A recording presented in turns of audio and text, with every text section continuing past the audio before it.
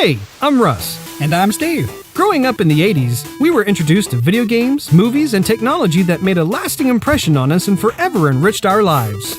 I think I'm gonna cry. It's been a fascinating journey to be a part of, one that we constantly treasure. Higher, booty. Our goal is simple: share our magical moments of discovery and geek out with lovely folks, just like you. Achievement unlocked. So if you crave pixel goodness, memorable moments, and experiences that make your inner child do the happy dance, you've come to the right place. Let's do this. Welcome to Joygasm. Ah, yeah.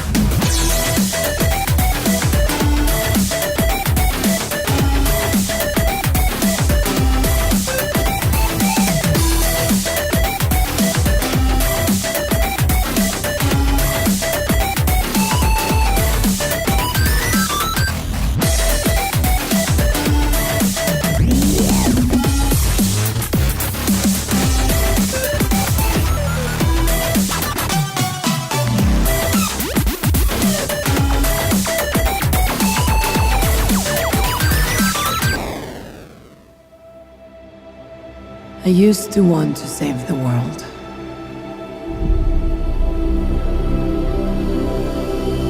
This beautiful place. But the closer you get, the more you see the great darkness within.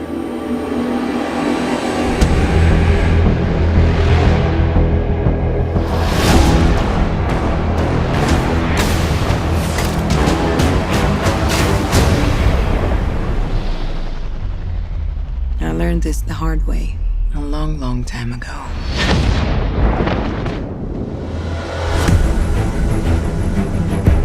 What is your mission? To stop the war. What war?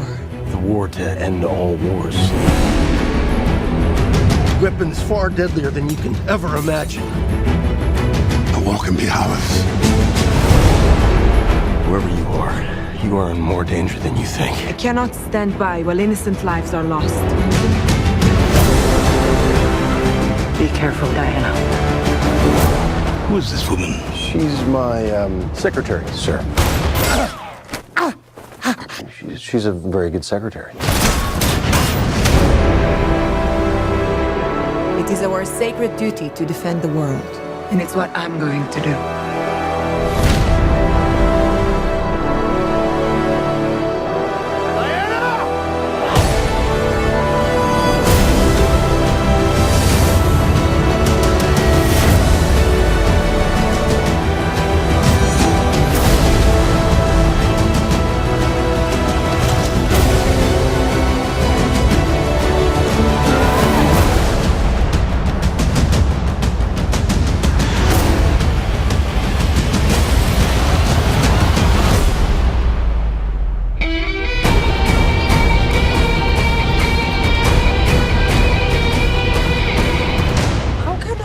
Possibly fight in this. Fight? We use our principles, although I am not opposed to engaging in a bit of fisticuffs should the occasion arise. Hello, ladies and gentlemen. Welcome back to Joygasm. My name is Russ, Xbox Live Toaster 360, and with me, as always, Steve, aka Xbox Live Stevavitch, as we begin this wonder of an episode 11 on this June 3rd, 2017. What's happening, Russ? Oh man, I am feeling wonderful today, Steve. How are you feeling? Very wonderful. We thought it was fitting to launch this episode with a trailer from Warner Brothers' latest offering, Wonder Woman, which is going to be our topic of the day. I know I am very much looking forward to just diving in. How about you, Steve? Are you feeling good? Head first, Russ, diving in. Ooh, I think I might even do a cannonball right into Wonder Woman. Oh, boy. Well, we'll get to that in just a minute. We first want to be able to do some house cleaning, some plugs, all the usual jargon. We definitely would encourage you guys to contact us on Twitter, twitter.com at JoygasmTV. You can, have any questions you want to ask, comments, or perhaps even something wonderful to say. You can do that, or you can find us on Facebook.com/JoygasmTV. We're also on SoundCloud.com/JoygasmTV. So, Steve, Sir? what exactly have you been up to? What have you been playing? I thought based on the last episode, I was in little Pirates of the Caribbean mode. Arr, matey. And so I thought, why not put Black Flag back in the old Xbox? Oh, little Assassin's Creed Black Flag. I hadn't played it since I got the new TV. Mm-hmm. So I turned all the Xbox settings to max. Yeah. As far as, video playback and whatnot. And it looks great on there. Very nice. Now, that one, what year did that come out? I think that was like 2013. 2013. Yeah. Now, did you already beat the game? Or Yeah. Okay. So Yeah. you actually just revamped it back up. Right. I didn't start from the beginning. I kind of wanted to, but I noticed I was about 93% complete, and I already knew I beat the game. So I thought, well, maybe I just need to craft a few things or find a few other things. So I just figured I'd search around and enjoy it for a bit.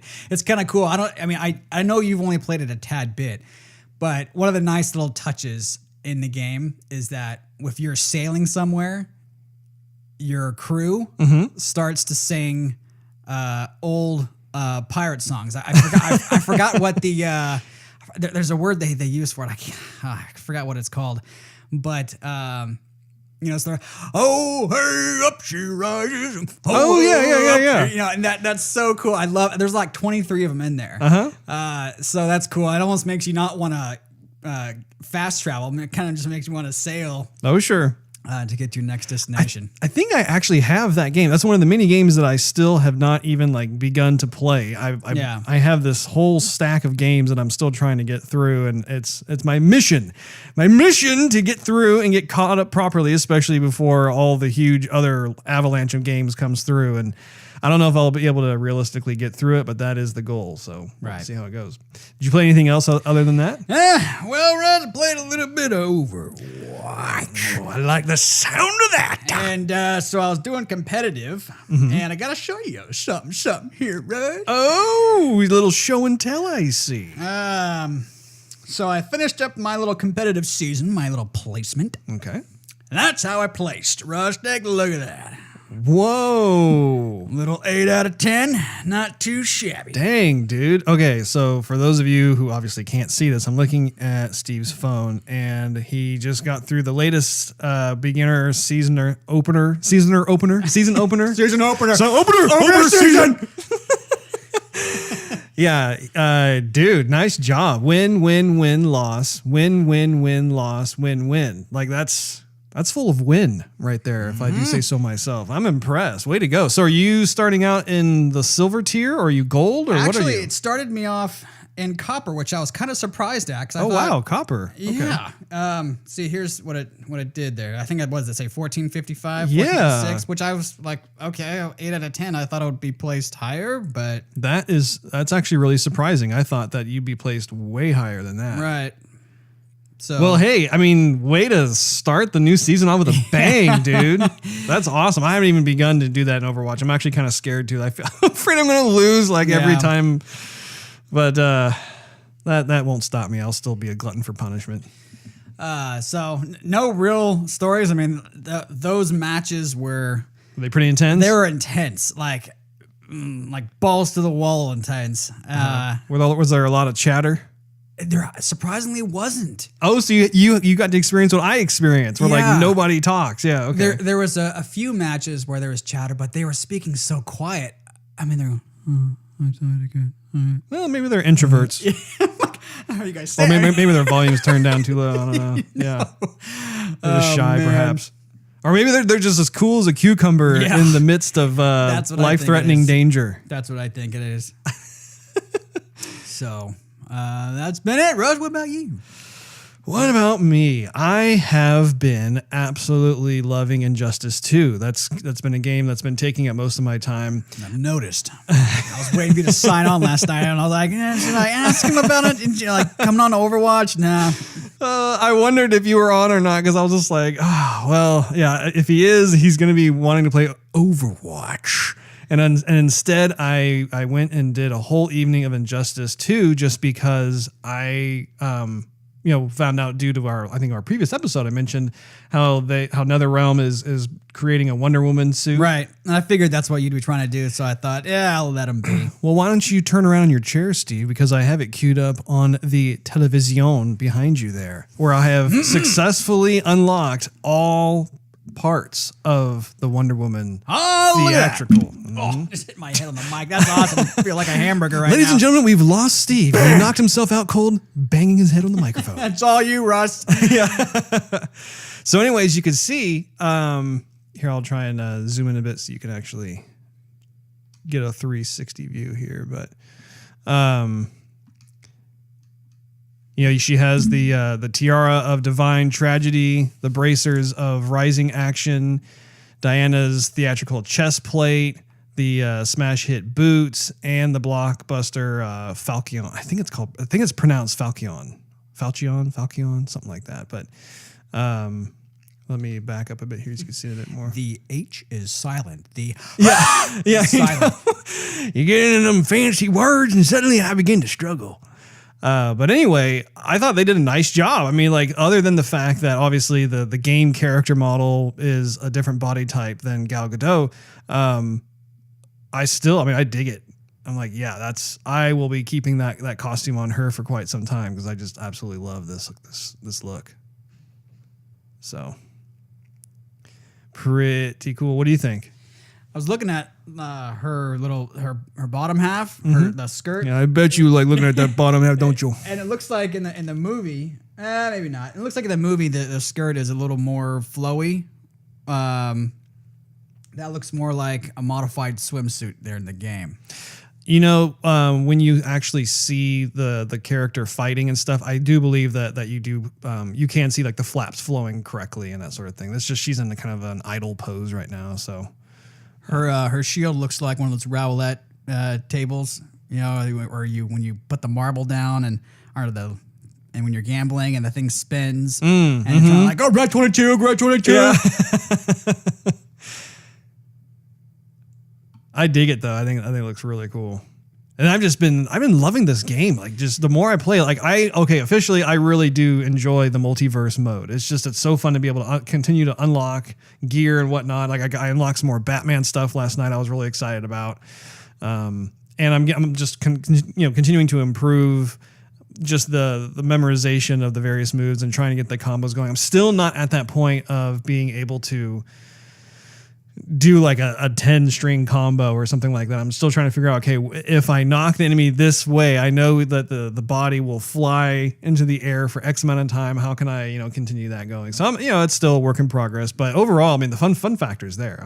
Can you unlock Gal Gadot's head? Gal Gadot, Steve. Gal Gadot. No, Steve. I'm going to say dot. You can say dote. Let's be respectful, Steve. I don't know if you can or not. That's a question that only NetherRealm Studios would know. They'd have to gain the rights to be able to have her likeness in the game. I actually found myself wondering the same thing. I was thinking, gosh, it would be so cool if like there would be a head that could be unlocked that would look just like Gal Gadot. And then at that point, it's like, yes, perfect. But at this point, I'm sure it could be argued that they were kind of going more for the comic book look, which is fine. I mean, it has its own qualities to it. So. Other than that, though, I have been playing Overwatch as well. I unlocked a couple of dance emotes. I got the Sombra dance and the Symmetra dance, so that's cool. I'm still trying to go for quite a few skins. Like the skins were starting to leak out here and there whenever I would open up a loot box, and for some reason it just kind of decided, okay, you've had enough. Yeah, and so. I know that we have until June 12th, I believe. Less than 2 weeks. Less than 2 weeks, yeah. So, I mean, I'm still saving up my gamer credits. Like, it's like, okay, if I'm not going to get certain ones and it comes down to the last day, I'm just going to purchase them before they are locked away for good. So you got to set a date in your phone.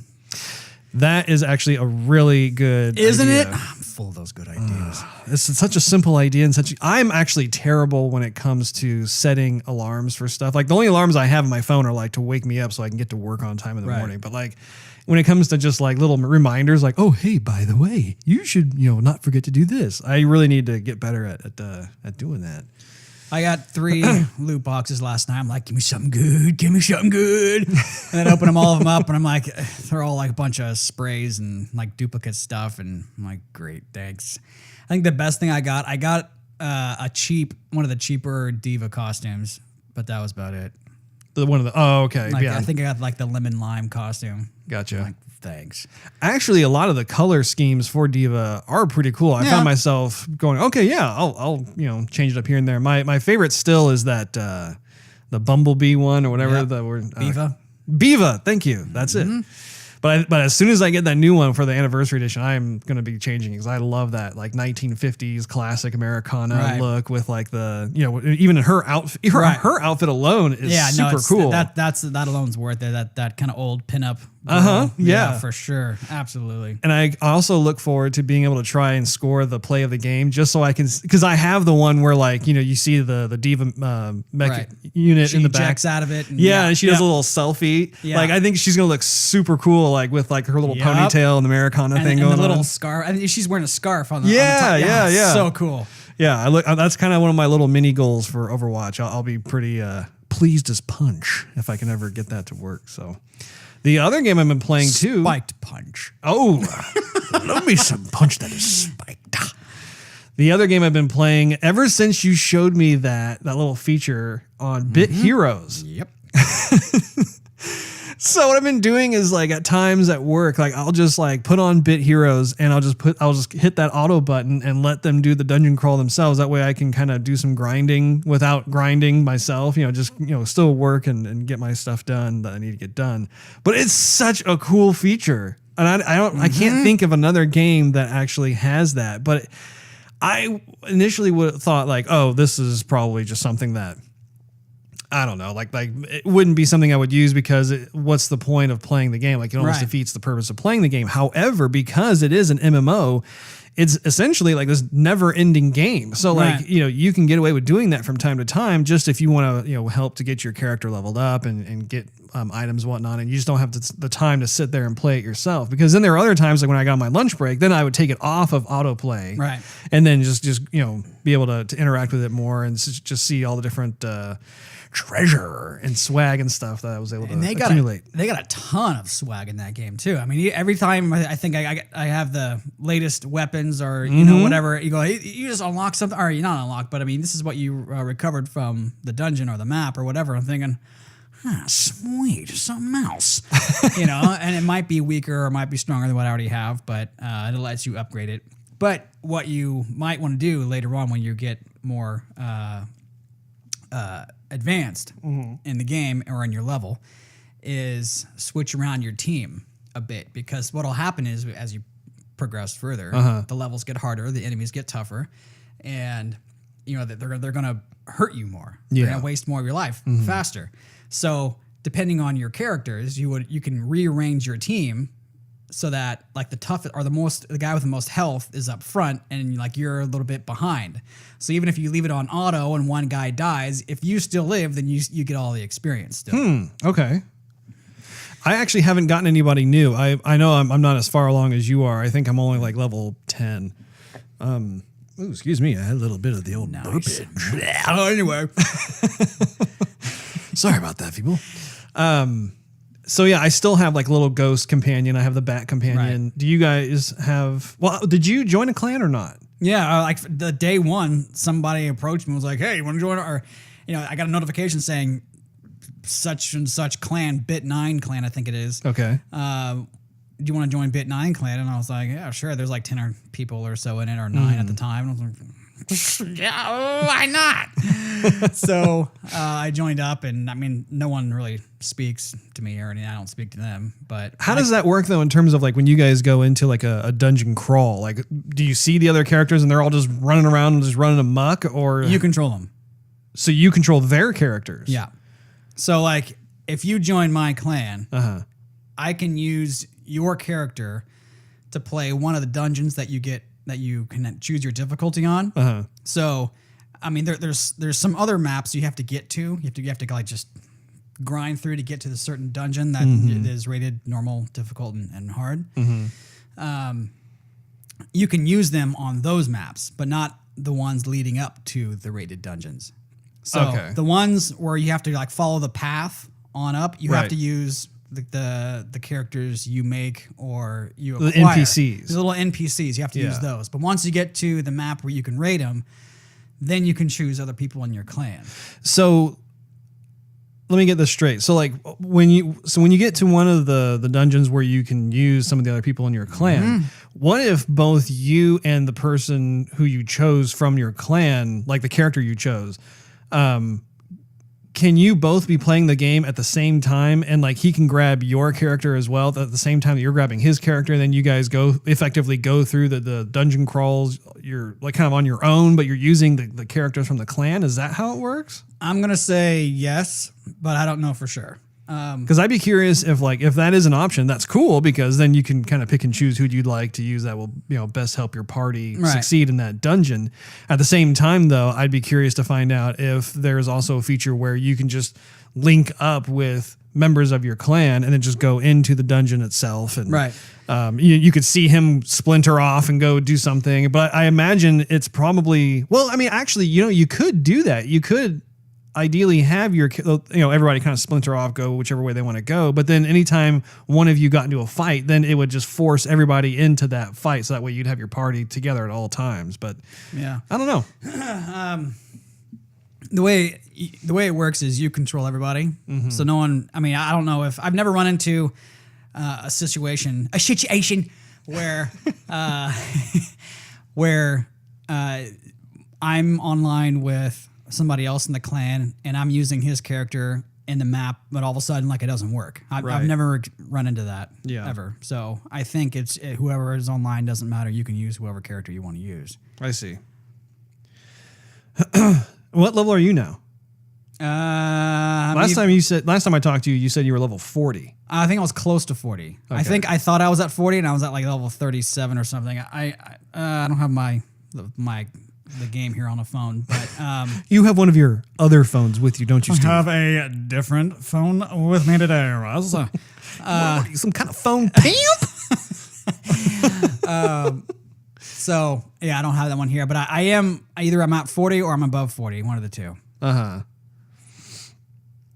Well, that's pretty cool, Steve. Actually, it sounds like you're slowing down a little bit.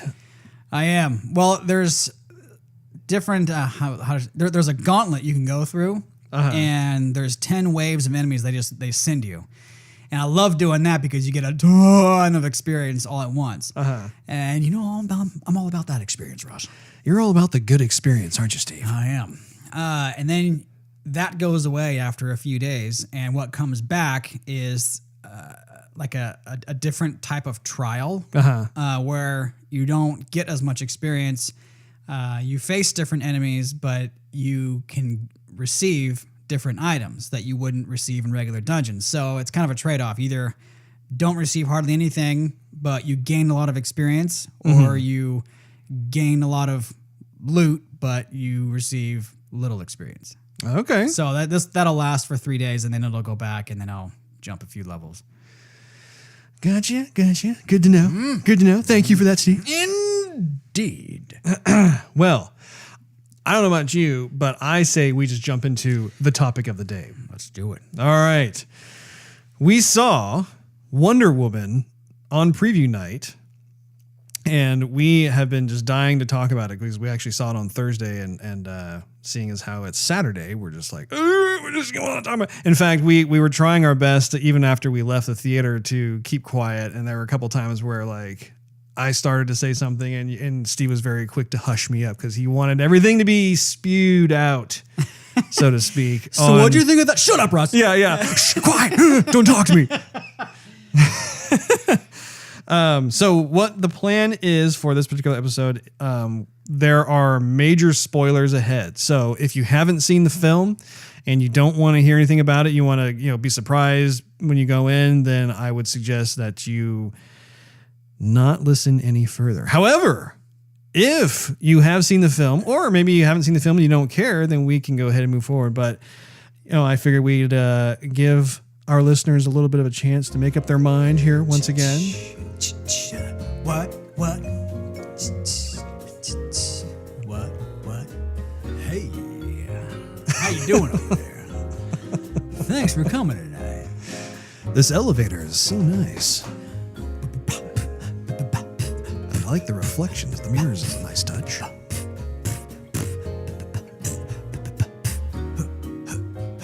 Do you ever notice how like there's like a psychology in elevators, where like if you're standing in there waiting to get to your floor and there are other strangers in there with you, there's just I don't know, you could like do a whole user experience scenario on that. You definitely could. Look at him, give him a small grin and nod as you close your eyes. How you doing? Don't talk to me. I don't talk to you either. You got a cold? I'm not breathing in the air you're breathing in. And then of course, like when you reach your floor, it's like you've gone through a journey together. You feel compelled to like tell the person, well, you know, I hope you do well in life. Yeah. Bye.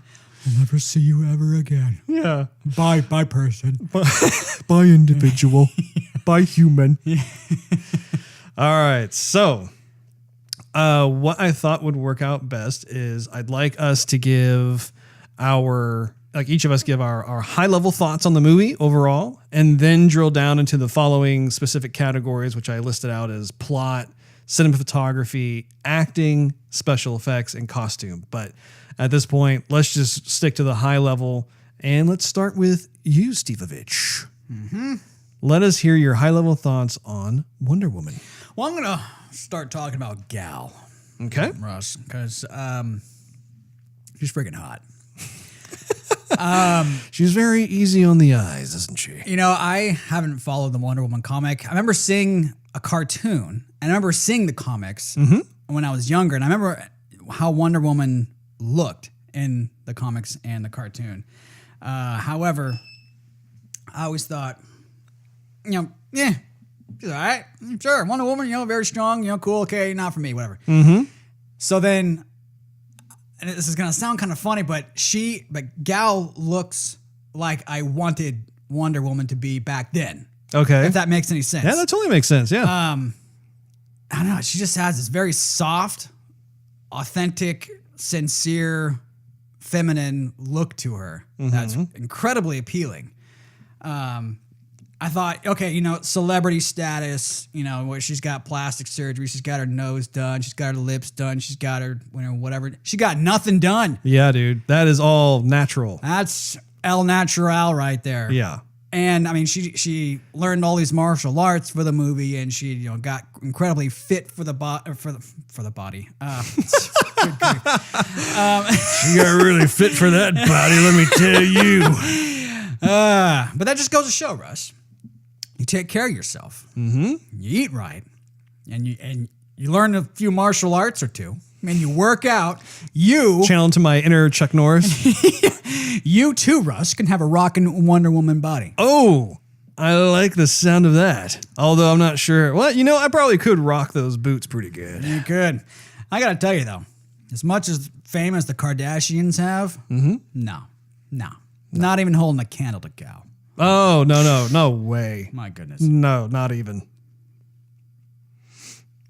What other kind of high level thoughts did you have, Steve? Just overall with the film. I appreciated the storytelling. I liked how they didn't go above and beyond with either. I'll get into that later. Yeah. Overall, it was definitely entertaining. There were times when I thought a little bit cheesy, but at the same time I was getting goosebumps. So, however, that, you know, I thought it was, you know, complimentary to each other. I did leave the theater feeling good and feeling happy and feeling entertained, which, you know, overall that's a good thing. Sure. I liked, you know, like I just said, I liked the cast. Oh, Robin Wright was amazing. But they killed her off too early. Robin Wright's character. Yeah. Man, she was badass. Yeah. Anyway. Yeah, it was a treat to see her. You know, I actually didn't recognize her in the trailers leading up to the film. And then when we were in the theater and I was looking at her, I was like, wait a minute. That's Frank Underwood's wife from House of Cards. That's Frank Underwear. I mean... But seriously, I mean, looking at her, I was like, wow, Frank, I think, would be pretty impressed if he knew what his wife was up to in the downtime. Yeah, she was another perfect cast for that role. And I first thought, Robin Wright, seriously? And I went, I'm going to see how this plays out. Yeah, yeah. And I thought, man, she is a very strong feminine character in many movies that I've seen with her, or shows, whatever. Yeah. And then I thought, she's not going to pull off the accent. And then she pulled off the accent. Yeah. And I thought, man, she's perfect for this role. Yeah. I don't know, just the way Robin looks with her, that piercing expression with the eyes, and that tight. She does a lot of acting with her face, which sounds kind of funny to say that, but it's the subtleties, the little nuances of the way she clenches her jaw, and the lips, or the eyes. Right.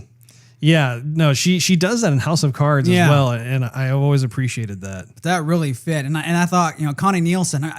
The first movie I think I saw Connie Nielsen in was Waterworld, and I thought, even though she was kind of a passive character, she was still a very strong female character. Now, which one was she in Waterworld? In Waterworld, she was the I can't remember if she was the mother or the caretaker. Oh, was she the love interest of Kevin Costner? Yeah.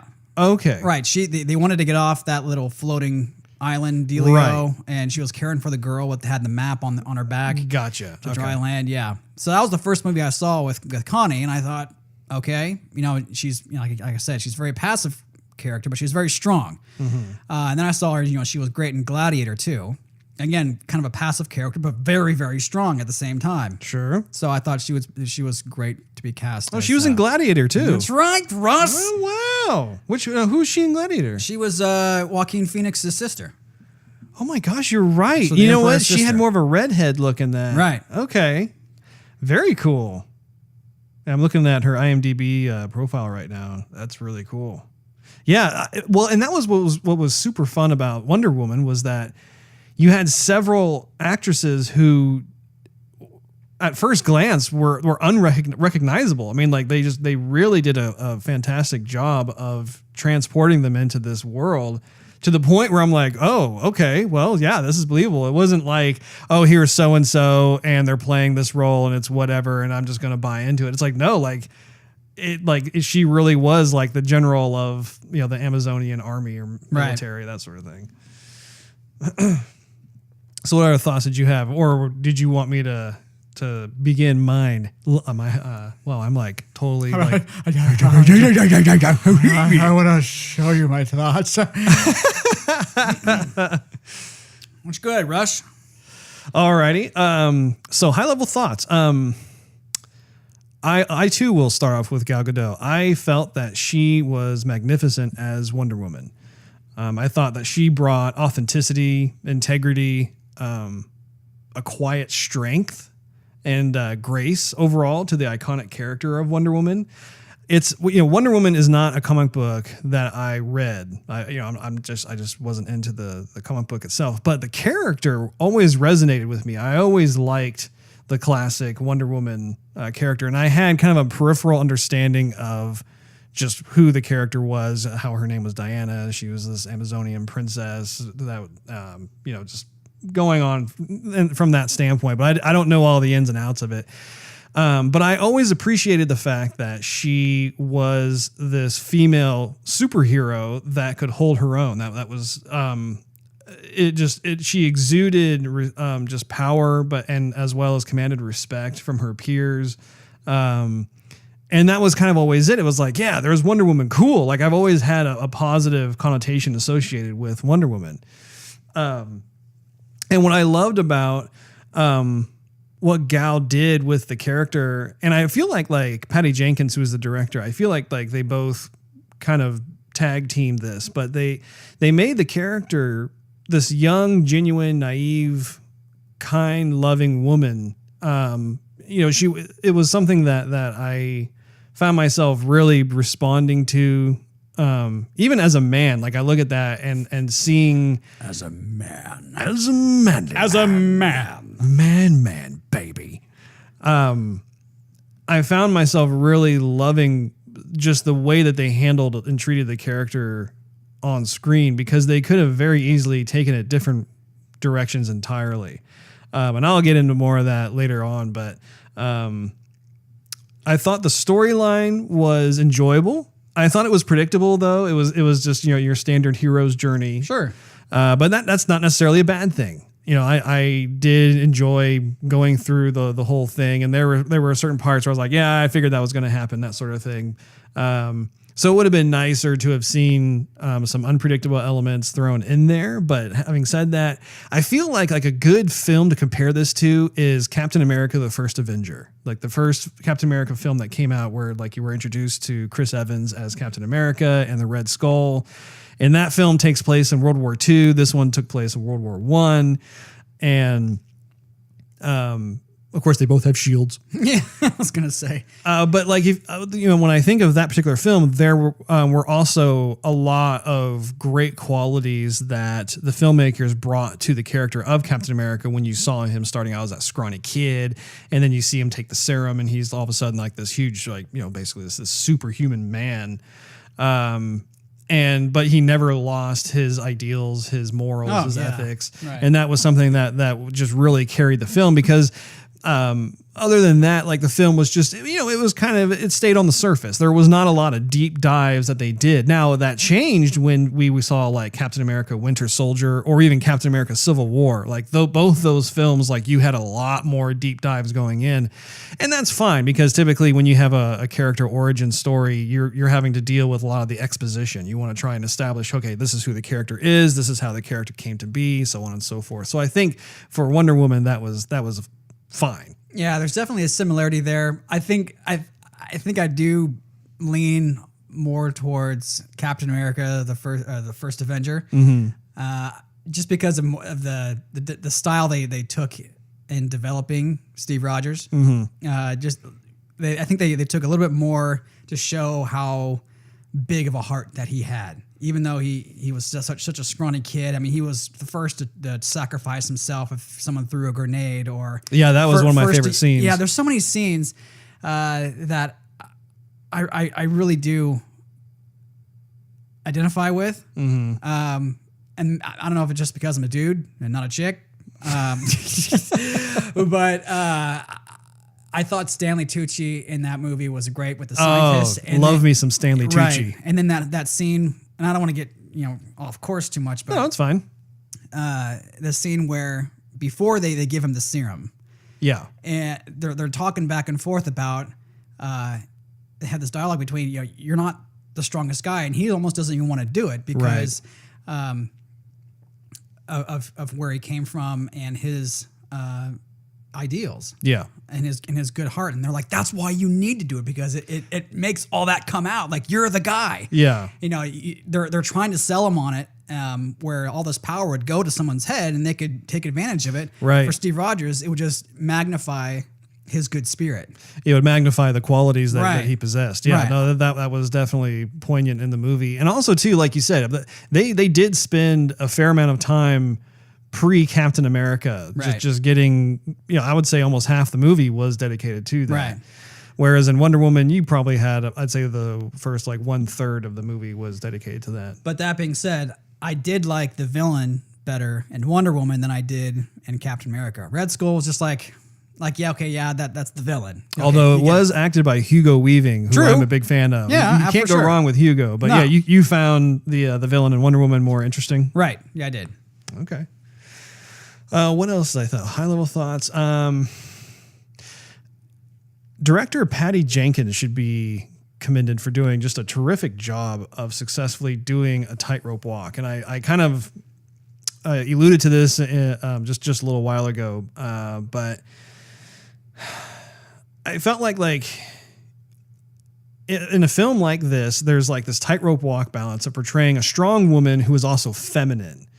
And what I mean by that is I feel like a movie like this could have easily gone down a path of being too patronizing. Mm-hmm. Like, I'm a woman, you need to respect me, blah, blah, blah, blah. You know, and then the whole time I'm thinking, gosh, man, I didn't pay like $10 to like... Be patronized. Be patronized, yeah. Or, you know, it could have easily gone to pandering, where like they want to pander to the female audience. And I feel like she really did a terrific job in, you know, getting from point A to point B across that tightrope and not falling into the trap of either side of that.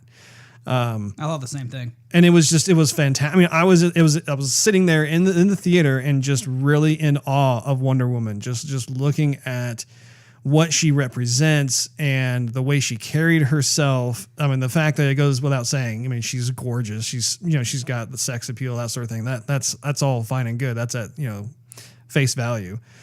No pun intended. But seeing everything else, though, I was just like, my gosh, like they nailed it. They did such a proper job of establishing this character.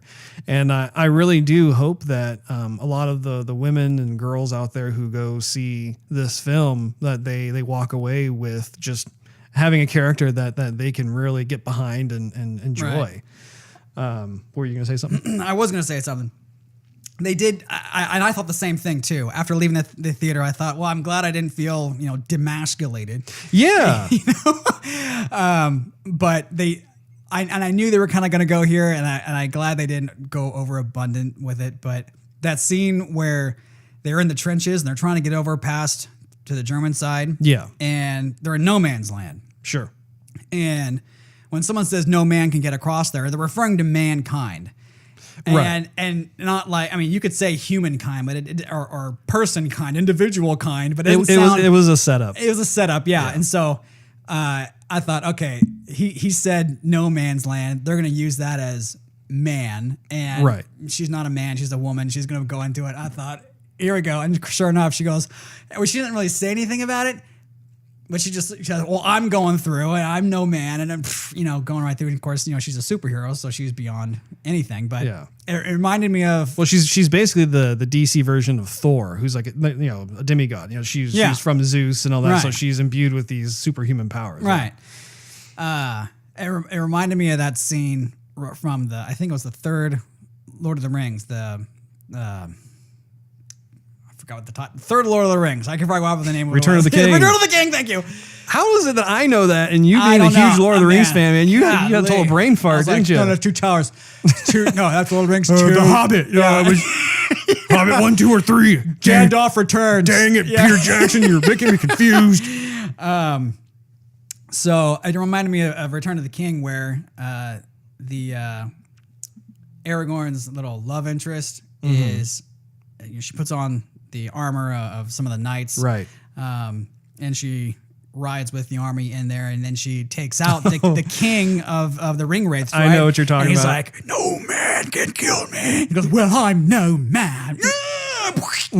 So like it's kind of an eye roll scene, but at the same time, whatever, it works. Yeah, no, I actually going back to the Wonder Woman scene that you described, that actually was one of my favorite scenes in the entire film.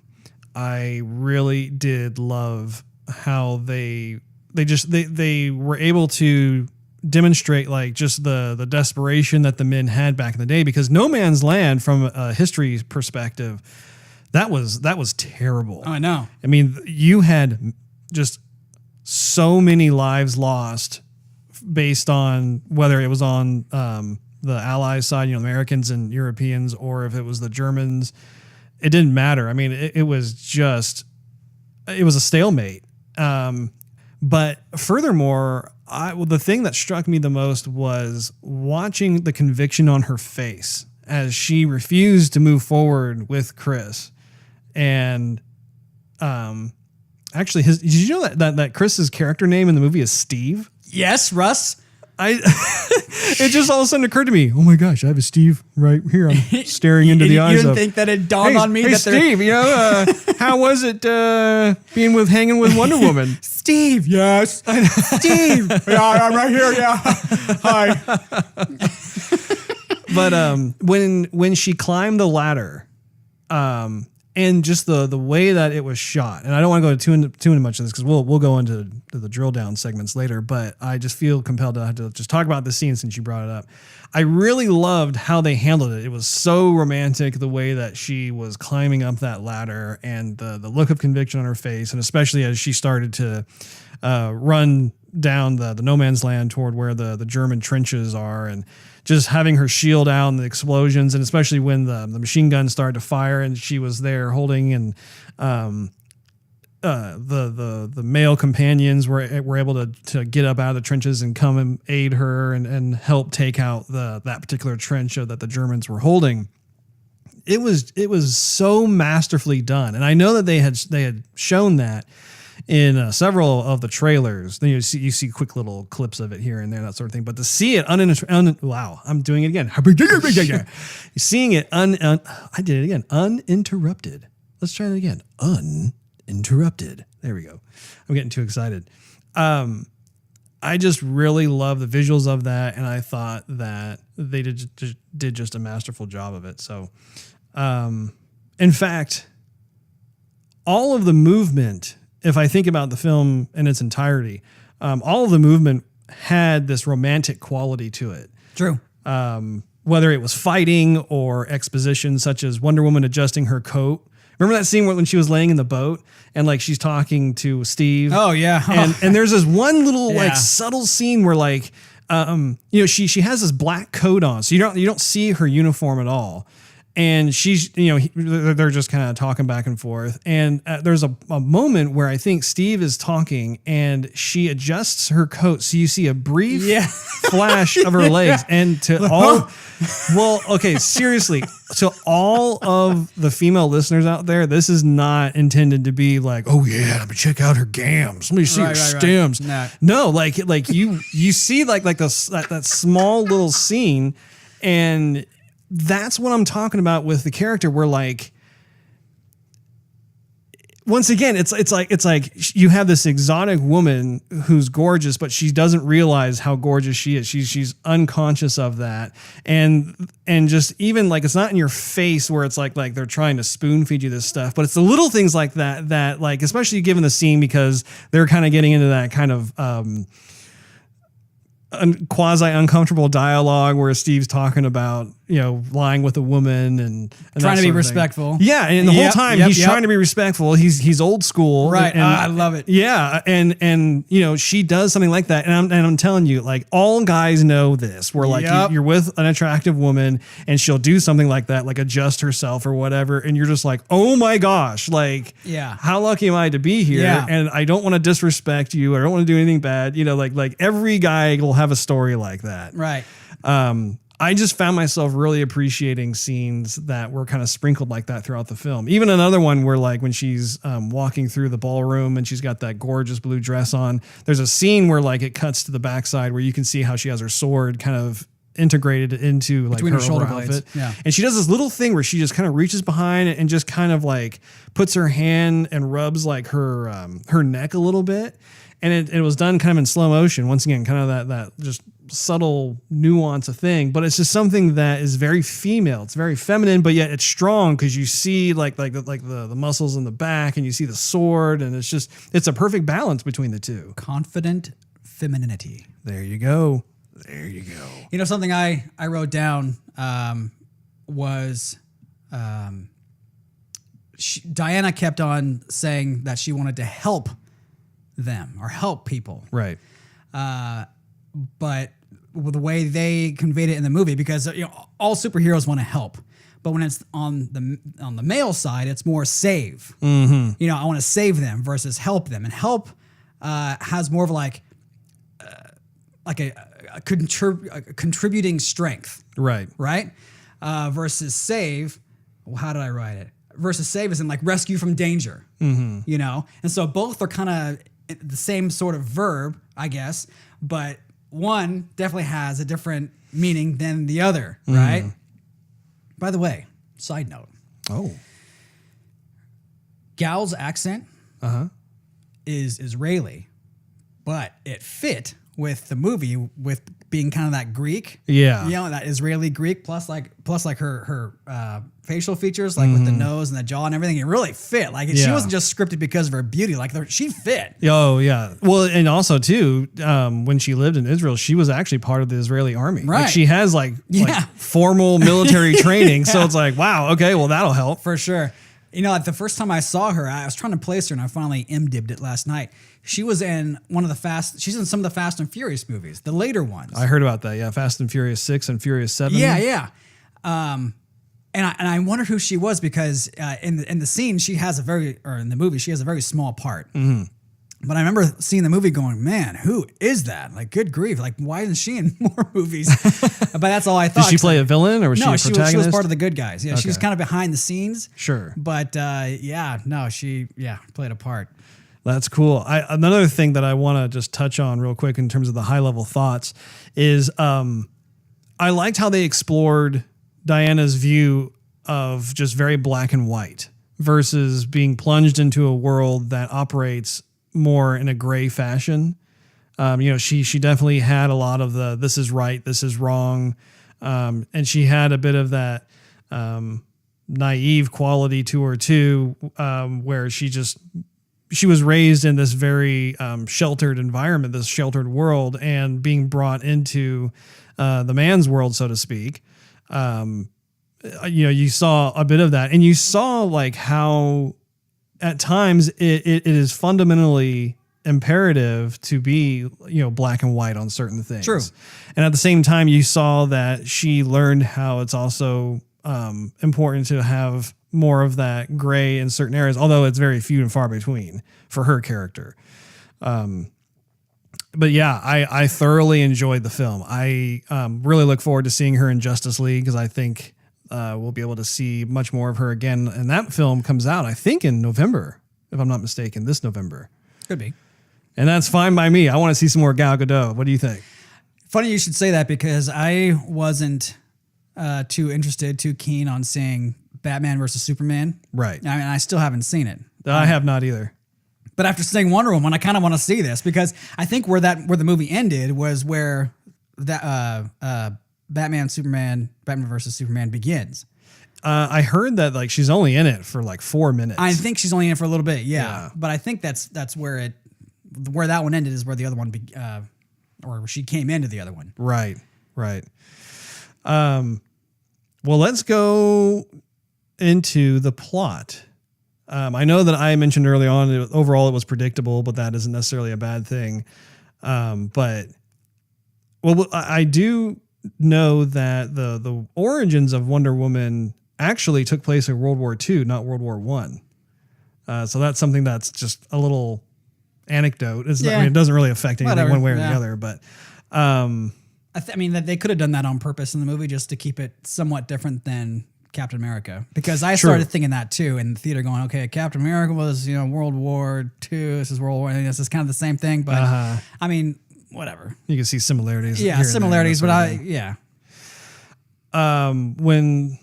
guess let's start from the beginning. So, what did you think of where she grew up, like the younger Wonder Woman, seeing the Queen and the war general and seeing all of that kind of go into place? How did you feel about the pacing of that? I think they did with what they could. I would have liked to see more detail with it. You have this beautiful location and you have these people who have been fighting and bestowed with gifts from Zeus, and so you think they're this all-powerful race, and I don't know, it just seemed like that there was a lot of talk and a lot of detail, and then when it came down to the nitty-gritty, it just seemed like they weren't really special at all. It was just Diana that was special.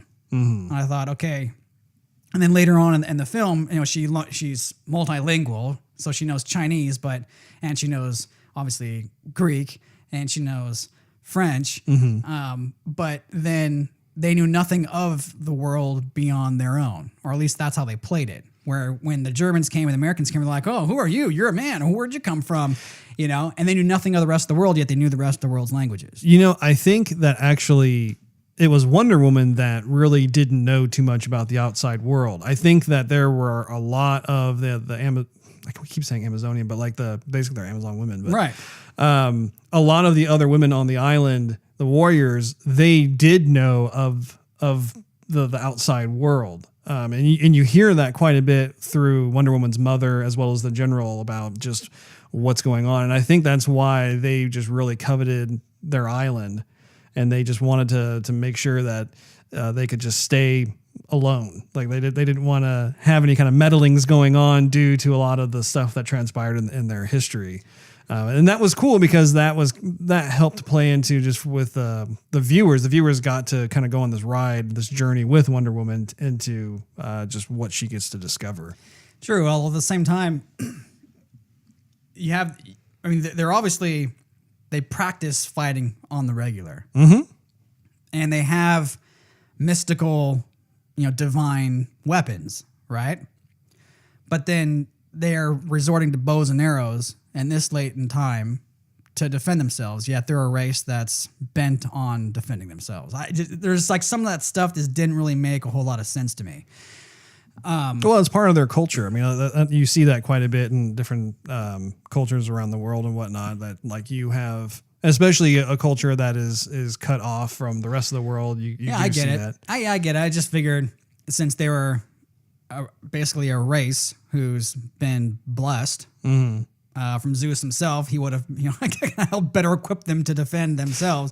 Well, that's the other thing too, is that actually a lot of the other women there did not have the same kind of superpowers as Diana. Diana was special. That was True. the big thing too, was that's why you saw them getting shot and killed by the Germans that came to the shores.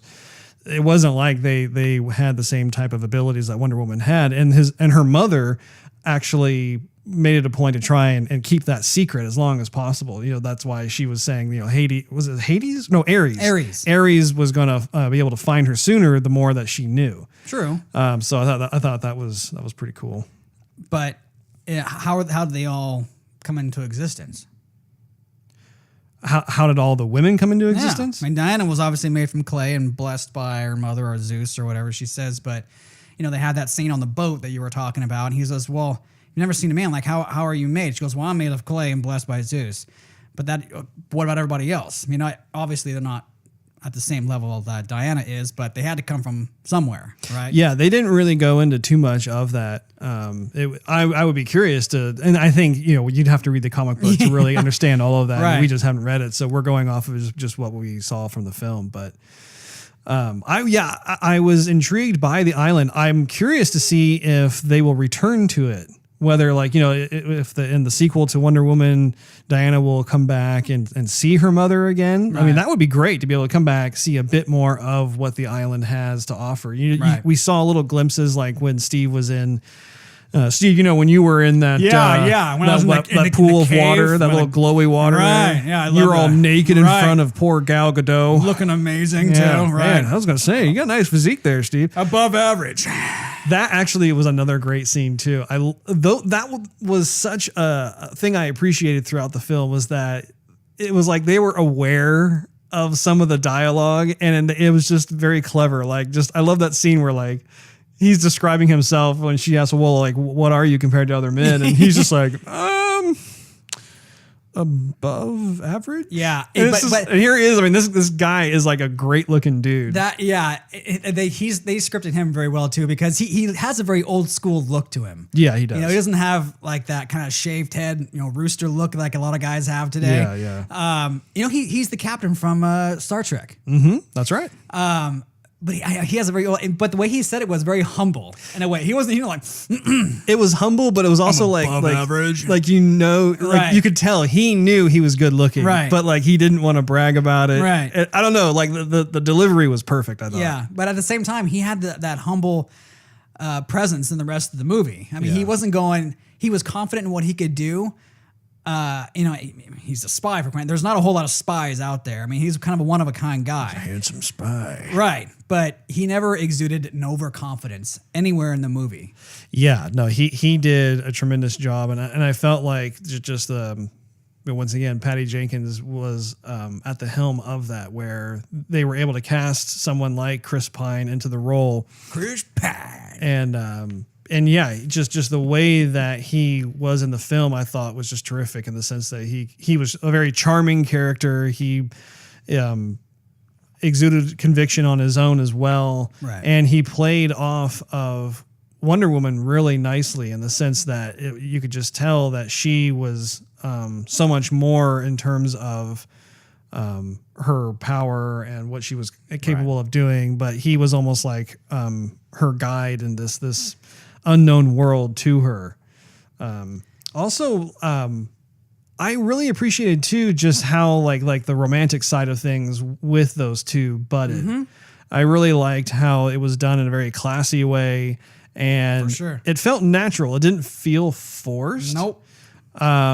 I would have liked to have heard a bit more of Steve's background, just because you get these little hints that like the guy is kind of a loner. Like he's really not, I mean, he has friends, but he seems to be kind of unlucky when it comes to more of the romantic side of things, of finding a girl, that sort of thing. I think that he was probably changed from seeing what he's seen. Sure. In the world and being in war for so long. It is really funny when you get to the scene where obviously they're gonna make some love.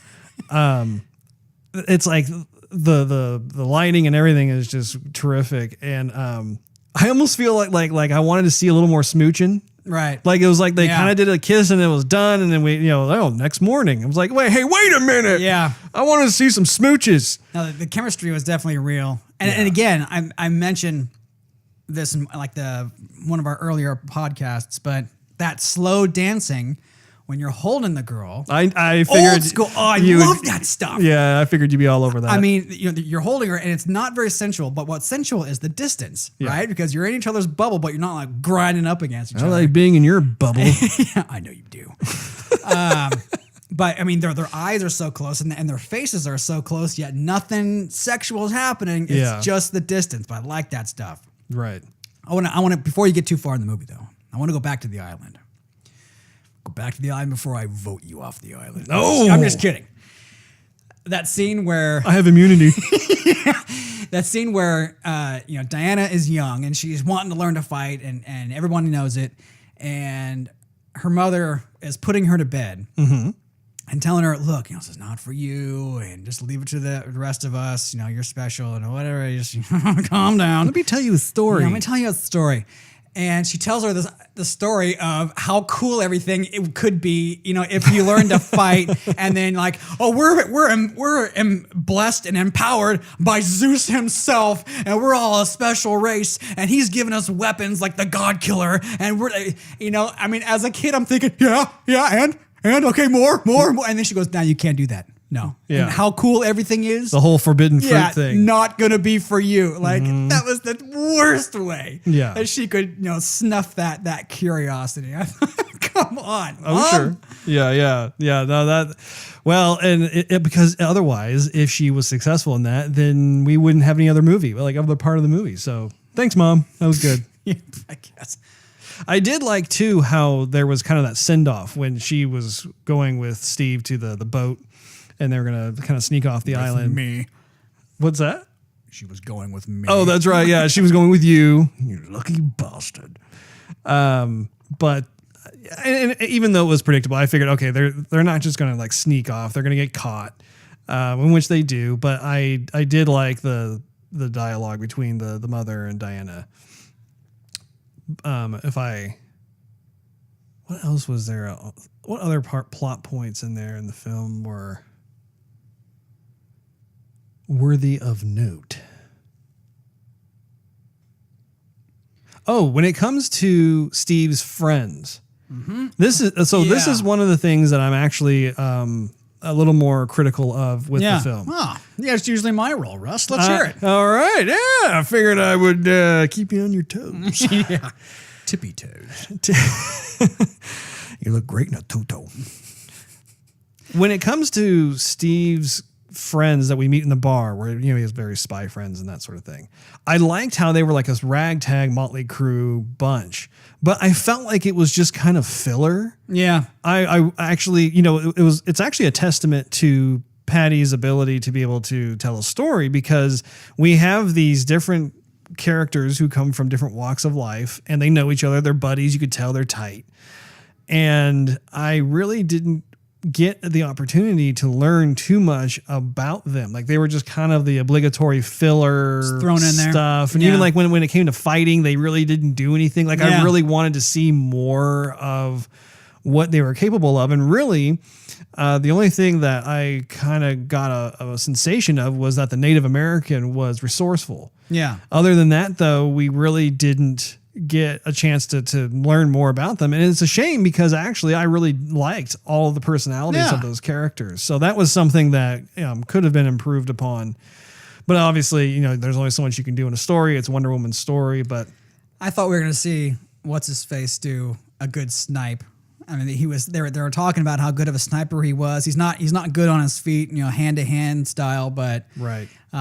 He's one of the greatest snipers, and he can do this, that, and the other. And then it just turned out he didn't shoot anybody. He didn't shoot anybody. Yeah, I was surprised by that too. They had this kind of lead up of his character, and there just wasn't anything. And yeah, on the one hand, it was kind of refreshing to not have that predictability of oh, okay, it's probably going to be like the climax, and there's going to be some moment where he's going to rustle up the courage and fire off that shot he's known for.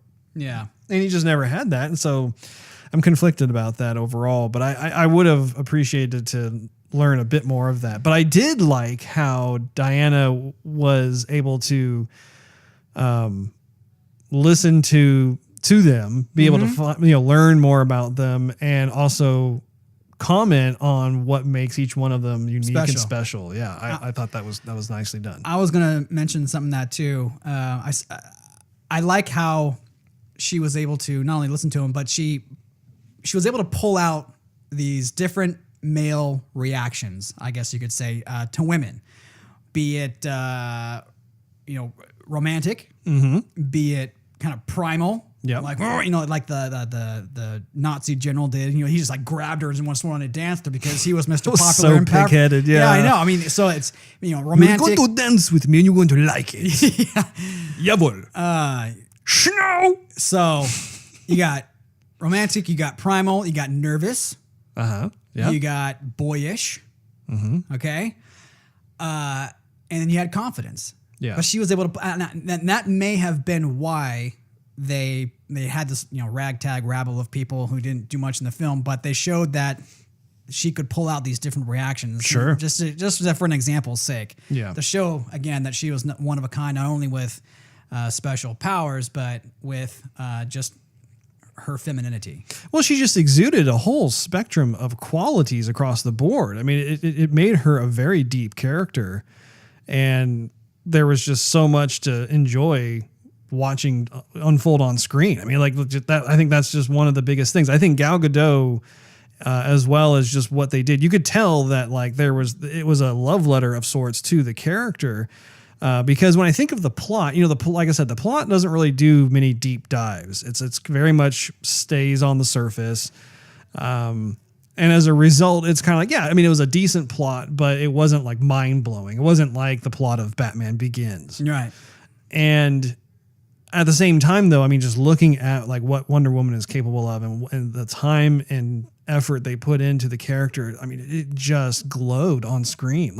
Every time I'm looking at her, I'm just like, man, they nailed, I say it time and time again, they absolutely nailed the character. So,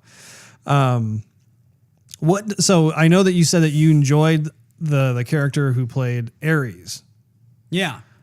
So I felt that he actually, I called it. I didn't want to say anything in the theater. I called it too. You did too. Okay. Yeah. Like as soon as he came on and he was talking, I'm like, that's Ares. Yeah. That's totally Ares right there. It's not that German guy. That German guy is just, he's an evil human being, but he's not Ares who Wonder Woman is seeking.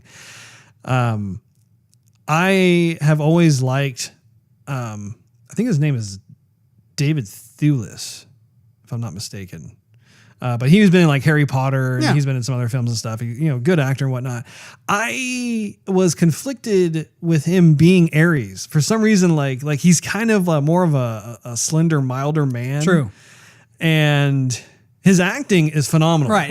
There's nothing wrong with his acting, but it's just when I saw him with that helmet on, I was kind of like, Yeah, that didn't work. Yeah, it didn't work. It didn't work for me, unfortunately. I wish they changed his character, or maybe just the actor once he revealed his true self. Right. Or maybe you just hid his face.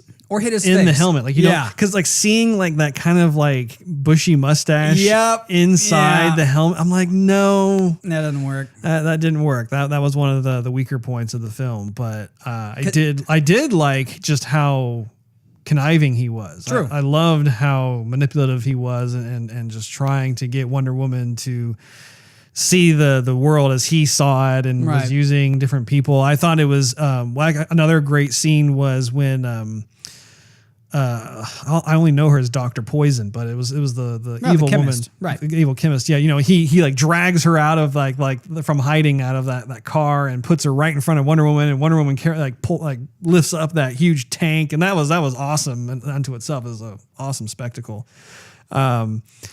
And seeing her on the floor like that, with, you know, like the wind and the blast like knocked off her mask, and you saw like just obviously she had felt like fallen victim to probably one of her an accident concoctions or something. You know, you could tell it's like, man, you are a byproduct of what your intentions are. You know, but I did like how he tempted her in these different ways. Kind of biblical in that sense. A little bit, yeah. And another scene too was just that moment when Steve runs over to her, and you know, it's after there was that huge blast, and so her hearing is temporarily gone, like she's got that loud ringing, and so we see him yelling at her. We don't know what's being said, and then he runs off. And I figured, oh, okay, well that's an interesting way to tell the narrative, and then they come back to it when she's about to kill off the Dr. Poison. And you actually, at that moment, you do hear what he said. That was genius. Yeah. I've never seen that go on in a film before. I loved how they came back to that moment again, where actually she did hear what he had to say, but we couldn't hear it because of the effect of the blast and that sort of thing. And just, it brought back a moment that could have easily been just kind of like a throwaway, like, okay, he's doing that, now he's going to run over to the plane. I mean, it turned it into a completely tender, intimate moment of him saying his goodbye, because he knew that he was just going to be gone. And it was a chance to tell her that he loved her and everything else. And it was just like, bravo. Like that was really one of the high points I felt like in the film. Yeah, I don't know why. I feel conflicted with him doing that. I didn't know if he was just going to take the typical way out and throw the plane in the water and jump out at the last minute so he can save himself, so everything explodes and can't hurt anybody, or if he was gonna crash it back down on Ares and totally like just blow him up, you know, that sort of thing. I didn't know if he was gonna save himself somehow, because that's what typically happens, right? I'm used to seeing some movies where they're doing the heroic thing of sacrificing themselves for the greater good, right? And they're okay with it, and you know, they're gonna save a bunch of lives just by sacrificing themselves. But when he didn't, I thought, oh, crap. Like, I really did like this character. I did too. And there's a finality there that you're just like, wow, okay. Yeah, and it seemed like, and I was looking at his face when he's holding that gun back towards those napalm bombs or something like that. It was whatever basically it was, like, you know, chemical warfare. Yeah, chemical warfare, mustard gas, whatever it was, Yeah. And he's like, oh, I'm going to do this, I'm going to do this. And then he felt like some sort of inner peace, like everything is going to be all right. And he just, I don't know, he had that weird look on his face as if he wasn't scared of doing it. Well, I think that they were tapping into the notion that when someone is about to commit suicide, there is a peace that falls over you. Like your body up to that point is struggling against you because your core being, it wants to live. Right. It does not want to die. And so it's a very mind over matter thing that occurs. But when the decision is made, I have heard that there is this kind of peace that falls over you. And so I think that's what was being played on screen. I did like the way she screamed after that happened. Yeah. It wasn't just a cry of no. That was gut wrenching. And was. I've only heard that once before. And I think that was in Robin Hood, Prince of Thieves, when they discover Robin Hood is there to rescue the people who are about to be hanged. And Elizabeth Mastrano, I don't forget what her name is. Anyway, she goes, Robin! And actually screams at the top. I mean, that gave me chills again. And so I've never heard anything like that again. Well, you know, there was another scream in Hollywood history, Steve, that is quite good. Tell me, Rob. Star Wars Episode 4, A New Hope, when Darth Vader strikes down Obi-Wan Kenobi and Luke Skywalker streaks out, no! You know? Yeah, that was good, but I'm telling you, that didn't reach me as far as Okay, fair enough. I mean, so something to each his own. But the way Gal did it, I don't think it surpassed the Robin Hood one, but it was a far cry from. You can appreciate it from a different. Yeah, it was a far cry from just angle. going, now I'm pissed off, now I'm angry, I'm gonna beat you up. It felt like it was from the core. It was good. Yeah. You could tell she reached down deep for that one. Yeah. Are there any other plot points that you wanted to bring up real quick, or should we segue into cinematography? No, I'm good with plot. I wanted to talk about the ending, but I'll wait for you. Oh no, you can talk about the ending. I didn't like it. You didn't like it? No. So go ahead and explain what you didn't like. And it's not like I hated it. I just thought that this buildup of, if I take out Ares, then it's all going to be puppy dogs and candy canes from here on out, because Ares is the one. He's the god of war. I like puppies. I like lollipops too. So if he was taken out, then everything's going to be great, grand, nifty. Mm-hmm. And there's going to be no more war. It's just going to be peace from here on out. And there was that scene where she was speaking with Steve, and Steve goes, okay, maybe he exists, maybe he doesn't exist, but people do their own thing, and people have a bad side to them. That's why there is war. And so there was that human element too, and I get it, but this buildup of Ares and why he exists and why he needs to be taken out, and the Germans at the end just take it off their hats and be like, why are we fighting? We're all friends now. That was a little too convenient. Harmony. But they had to figure out a way to wrap it up in such a way, and it's they're altering history a bit when they do that, and I can see what you're saying. So I mean, obviously there was more wars, there's more villains, right? So I thought they could have done a better job. Sure. I did like how they actually ended the film, though, in terms of obviously showing that it's leading up to Justice League. Mm-hmm.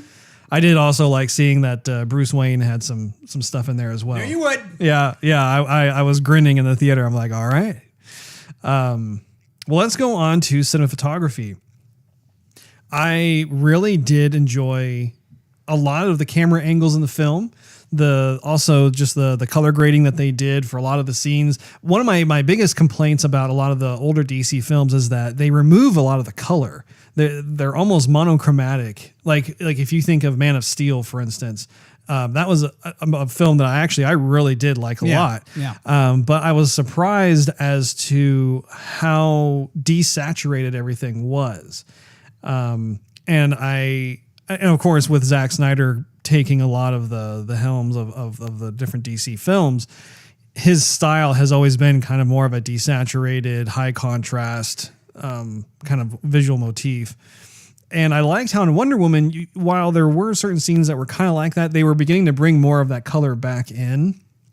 And in fact, actually, when you think about when she was on the island, both as a little girl and as a young woman, there were a lot more vivid color, which I was really happy to see. In fact, I think probably the only scenes that were a bit more of the monochromatic fashion were more of the war scenes, which is appropriate. I had no problem with that. What'd you think? I think 100% agree, Russ. Hey! I don't even know what I was going to add to that. I humbly concur, Doctor. Oh, well, it's nice to be on the same page. But I did like a lot of the camera angles. I love that scene where she's on no man's land and there's that top down view where she's, stopped running and she's holding the shield up and all of those bullets are coming at her. Right.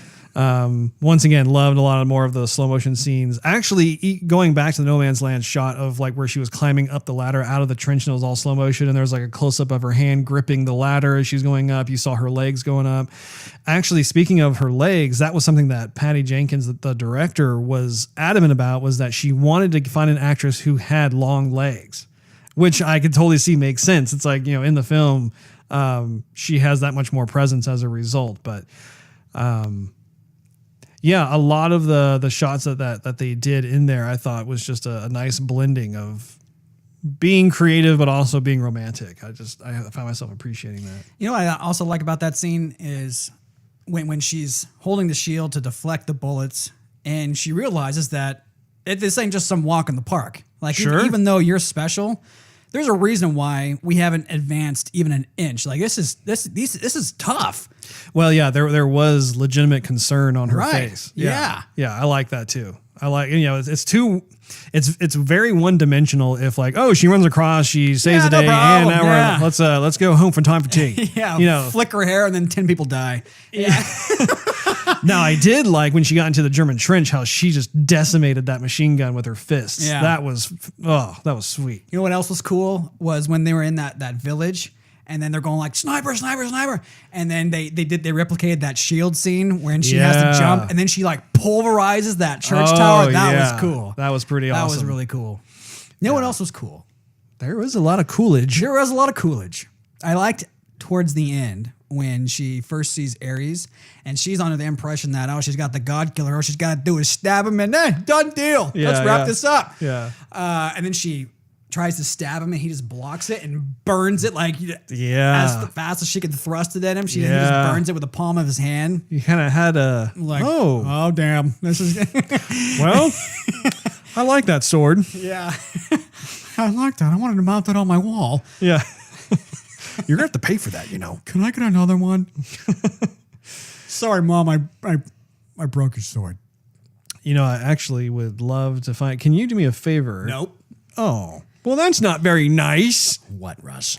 I would like to find out who the cinematographer was on the film. Okay. I assume they're still alive, but yet the film already passed. I don't know. I'm confused. I currently have the cast on there, but not the crew. Let's take a little look. See here. I see the writers. All cast and crew, composer, cinematographer. Let me see here, guys. Matthew Jensen. Matthew Jensen. Well, what else has he worked on? I'm gonna click on that right now. Chronicle, Game of Thrones. Okay. I could see that. You know what? Honestly, now that you say Game of Thrones, the island sequences actually had a bit of a Game of Thrones vibe to the overall cinematography. He worked on Sleeper Cell, Fantastic Four, Ray Donovan. Some of the stuff I have never heard of. True Blood. Oh, True Blood, man. Okay. Let's see here. He's done some CSI work. Let's see. A lot of stuff I haven't heard of before. Like a lot of kind of either TV or like straight to DVD type stuff. All right. Well, we got kind of a general consensus of it, so that's good. Tell us his name again. Matthew Jensen. Matthew Jensen. Well, Matthew, if you ever stumble upon this podcast, good job. Kudos to you, Indeed. Matthew. So moving on from cinematography and going into acting,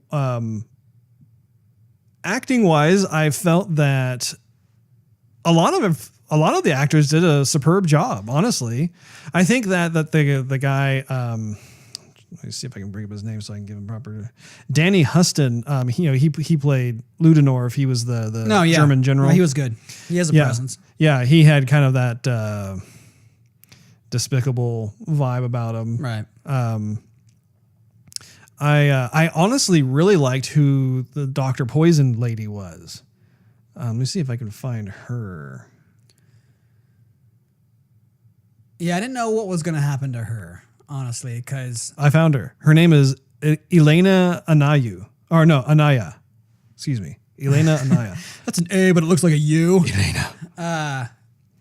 Because she was evil, and even some of the Germans didn't like her. They were calling her a witch, like, you're a witch over there. Da, da, da. So she wasn't really liked. She just had this good partnership with the general. Mm-hmm. It was interesting. She was only in a handful of scenes, but the scenes that she was in was like, she had presence. Like that scene where she was looking at the fireplace and Steve comes over and he's, trying to gussy her up kind of thing. Yeah.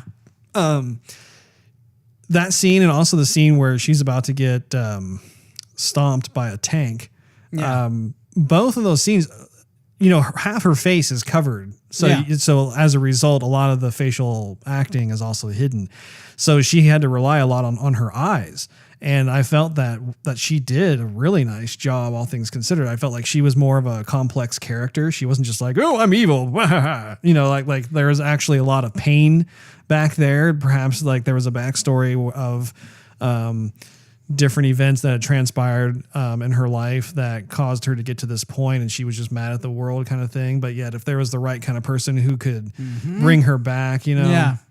I found myself really being curious as to what more this character had to bring to the table. So I don't know if we will ever see her again. Probably not, but definitely I think it's noteworthy. Yeah. Well, it's funny you mentioned the fireplace scene, because that's exactly what I was thinking of. And throughout the movie, whenever you see her, she has one face, right? One expression that, she's making this sulfur mustard gas kind of stuff. Yep. And she's evil and whatever. But, and she thinks that, she's not approachable. Let's just put it that way. She's not approachable. And here comes Steve. And you're just not going to live that down, are you? So he's obviously a Put good a little more pep in your step. So he's obviously the good looking guy. Just like you. Even me more so, Russ. But anyway, Steve Rogers and then Steve, whatever his last name is from this movie. All these good looking Steves I know, around here, man. The first person you would think to be good looking in a comic book is named Steve. I feel flattered. I don't think there are any Russells in comic books, unfortunately. If only they could be a little more like 5'8", and then that would make me feel great. Anyhow, so you have this scene where he comes up to her and he's trying to flatter her, obviously. Yeah. And she hasn't received much flattery in her later years. Let's put it that way. And she doesn't know how to really respond to it, but she's still a woman. Yeah. She's still feminine and she's responding as such. And you saw the little subtleties of that. And I thought that was pretty good acting because it came across very natural, where he's complimenting her and he's flattering her. He's not going above and beyond. Right. But he's giving her the attention that she lacks. Right. And then when Wonder Woman walks in looking beautiful and elegant in that flowing blue gown. Oh my goodness, she was beautiful, yeah. And then Steve's trying to keep his composure. Yeah, like how could you not look at that beauty coming through? You're just like, oh. And he's like going, the mission. Right. And she sees it, as I'm sure many women have seen their men gaze at other women, right? Caught you. Yeah. And so she didn't, just spit in his face, but she kind of went, well, it's obvious your gaze is elsewhere, sort of thing. And she just played that off and walked away. I thought that was very well done, even though that was a very small scene. Yeah.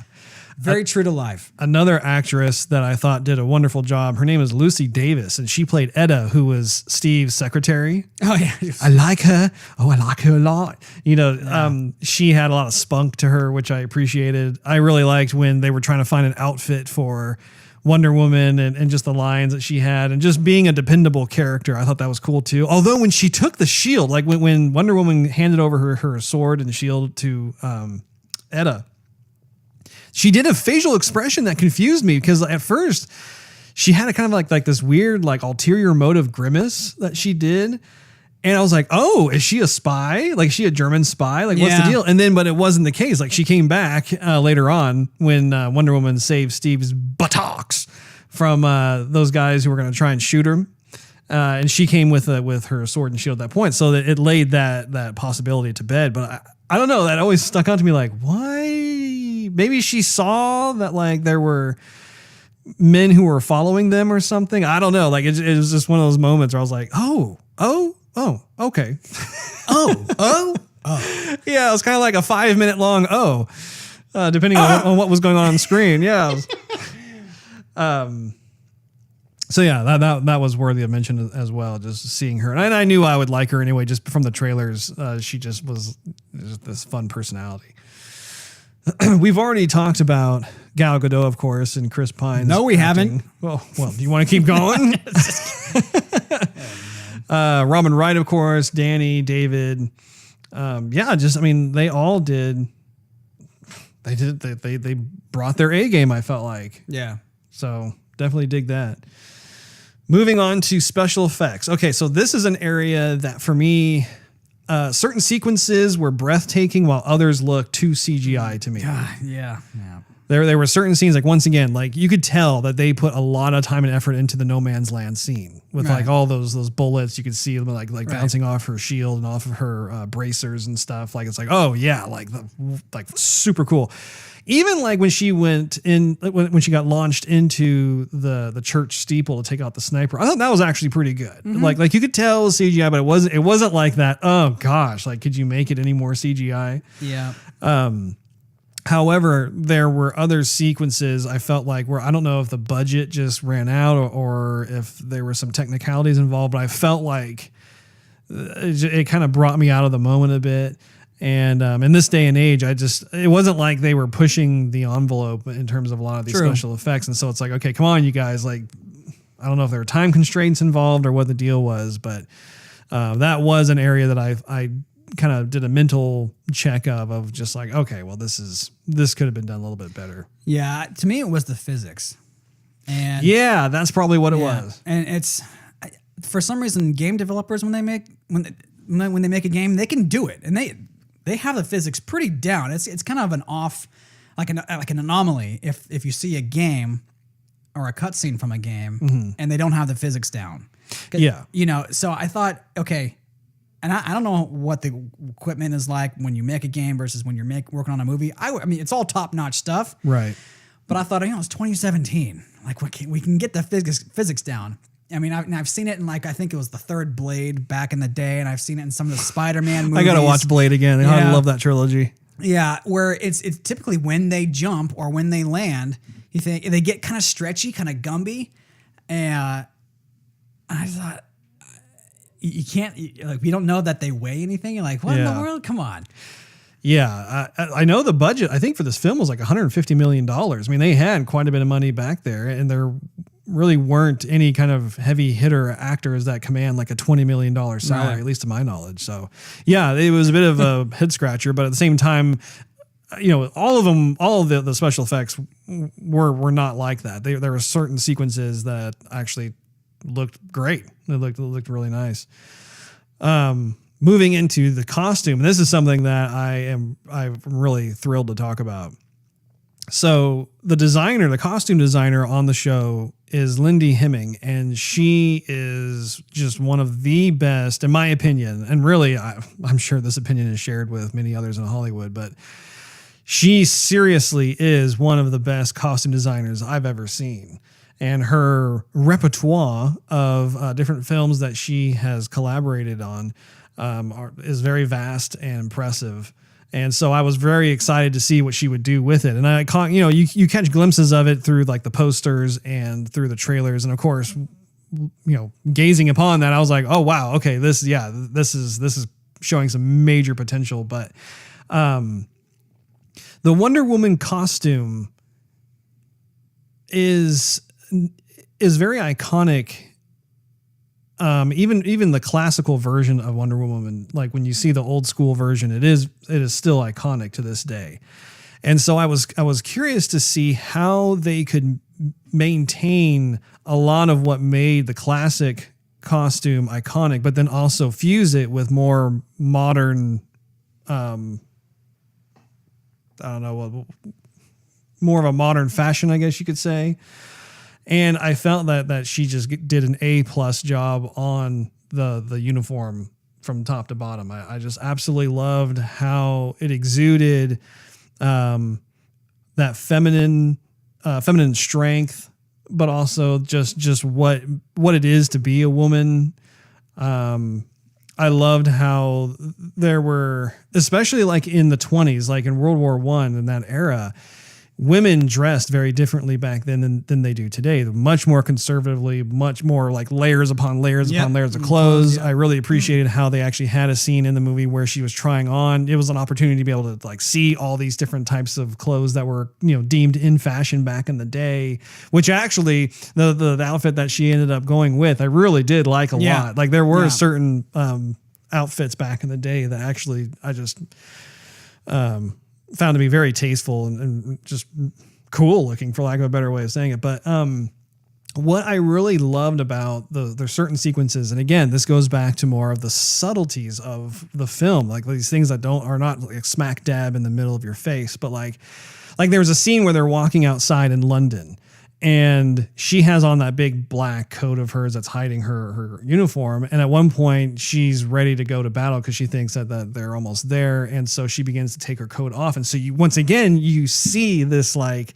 brief glimpse of the awesomeness of her uniform. And it was such a contrast to see that among all these other women who were dressed in their 20s outfits walking by and stuff. And it's just, I felt like there was more of a meaning, like a hidden message of that scene too, where like, you know, that was the visual side of things, but also it just goes to show like just the progress that society has had with regards to women, in the sense of like, you know, you don't have to, you know, behave in this certain way, or you don't have to dress in this certain way, or be expected to be not a part of the Senate. Yeah, like you know, back in there were all these expectations of like, oh, a woman's place is here, a woman's behind the scenes. Yeah, like the expectations of how a woman should conduct herself, or what she was allowed to do or not allowed to do, that sort of thing. And I felt like that was communicated visually through seeing those things. Like, I mean, just seeing that brief moment of her about to come out and want to help save lives and that sort of thing, and take down Ares, and you see like that red, golden, blue just for a brief moment, and then, you know, Steve quickly goes over there and covers, like, no, you can't do that, cover up, you know. Once again, it had that majestic quality that was just like, oh, just let her do her thing, you know, like it was, there were all those little glimpses that the director did. And I love that, because by the time when she gets once again to like that no man's land, where all of a sudden it's official, she takes that coat, she sloughs it off. It's almost like a butterfly that's being born out of a cocoon. Letting her hair down. Yeah, she took the clips out. I mean, she was all business at that point. And just seeing it, I just really appreciated the utilitarian aspect of the outfit, but also more of the beauty of the aspect of the costume as well, where like you had parts of it that was undeniably female, but also there was a strength, like a quiet strength, like I mentioned earlier, to it. What'd you think? I thought that very similar. They could have gone many different directions with the outfit, and I'm glad they had the color palette down, because you have to match the colors. I thought some of the superhero movies, kind of like, you know, X-Men, let's, you know, say for example, you know, oh, we're gonna give them all black costumes. Oh wow, original thought, black tight, you know, rubber costumes. Right. Great. So I'm glad they didn't mess with the costume that much, and I'm glad they let her be, again, feminine without having her be like overly sexual or sexy, or, you know, showing too much skin. Like, I get it, but I love, you know, there's a time and a place.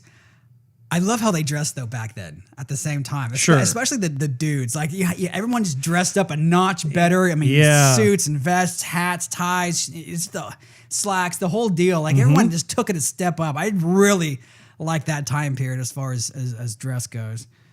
That is true. I mean, back in the day, like in the 20s, 30s, 40s, 50s, 60s, I mean, there was an extended period of time there where people really did dress up a bit more when they went out and about for their business. You know, in this day and age where we are, I feel like we've gone the polar opposite where people are a bit too dressed down, including myself. I mean, I am guilty of this, but yeah, I totally agree. When I see sequences like that, and you see how people were dressed, you're just like, and the crazy thing is that back in the day, those people maybe had like 3 or 4 different, you know, outfits overall, and that was it. And so it meant a lot to them to be able to have, you know, if you're only going to have like 4 shirts, then they better be really nice shirts. Yeah. If you're only going to have 4 pairs of pants, they better be really nice pants. Right. In this day and age, you know, life overall has gotten better, and so, you know, as a result, you can have your rag tags mixed in with like your more nicer suits and stuff. So you want to go on a date? I'll wear my best sneakers and hoodie.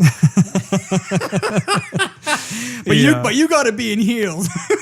yeah. A little bit of a disparaging situation there, but well, cool. Well, I have actually compiled a list. Have you? Of Wonder Woman trivia. Oh, courtesy of IMDb. MDib. So I thought that it would be fun to go through this because there is actually quite a bit of fun little tidbits in here that was a direct result of how this film came to be. I'm sure there is, Russ. Without further ado, let's get started. Gal Gadot was a part of reshoots for the movie, including stunts while being 5 months pregnant. What? Her baby bump was visible, so the crew created a costume which had a green screen around her belly. It's so funny. I think I heard about this. Which was later removed during post-production. I mean, she was pregnant during that whole thing. And 5 months, I mean, that's basically like you're halfway there. You're only pregnant for 9 months. So, I mean, she was beginning to show. And I thought that was a pretty fun technique of like, introducing the green screen in such a way to give her a flat tummy again. That's cool. But being able to do the movie as being prego. Yeah. Let's make sure a Wonder Woman in its own right, I guess. Here, spot on, I say. Next, it is the first female-dominant superhero film in 12 years since Elektra, which debuted in 2005. Electro. Wasn't that Electra? Who was it? Elektra, that was... Charlize Theron? No. That was... I see her face. She was married to Ben Affleck there for a while, and I think they have since been divorced. They have... what is her name? Go ahead and IMDb it. I think that she's doing commercials and stuff now. I mean, she's still... Jennifer Gardner, I think is her name. Garner or Gardner? You're going to have to make sure I don't want to butcher her name. That was in 2005. Yep. Electra Gardner, Garner. Yeah, that's right. Jennifer Gardner. Yeah. Okay. Anyway, moving forward here, director Patty Jenkins was originally in talks with WB to direct the film back in 2005. So that was like 12 years ago. Man. But due to her unexpected pregnancy, she had to step down. So Patty got pregnant as well back in the day. It happens. Mm-hmm. Don't know how it happens, but it happens. We still need to have that conversation about the birds and the bees, don't we, Steve? I don't get what birds have to do with bees, really. I think the birds eat the bees. Jenkins claimed that Wonder Woman is the film she's been wanting to do her whole life and that she was fortunate to come back to it. So, I mean, once again, I think that shows, in the film is like you have this director who's obviously very passionate about the source material. And I mean, considering the fact that she was trying to get it greenlit for the last 12 years, I mean, that says a lot. So this film has been in development since 1996 when Ivan Reitman was hired to write and direct it. And I think if it's the Ivan Reitman I'm thinking of, I think that was the director of Ghostbusters, if I'm not mistaken. Let me look into it, Ron. Yeah, go ahead. In January 2001, Silver Pictures approached Todd Alcott to write a Wonder Woman script. He was replaced in August of 2003 with Lyda, let's see if I can say this right, Kalogridis? We'll just go with that. You're right, by the way, director Ivan Reitman. Reitman, yeah. Reitman. Mm-hmm.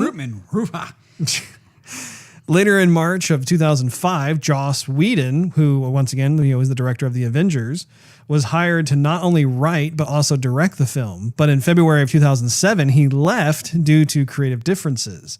On November 24th of 2014, Michelle McLaren was confirmed as director, but she dropped out on March 13th of 2015 due to creative differences. So you can tell, I mean, there has been this ongoing pre-production process of like, okay, how exactly are we going to tell this story? And there are notable people who were initially attached to the project, but then, due to one reason or another, they decided to leave or they had other events going on outside of their day job.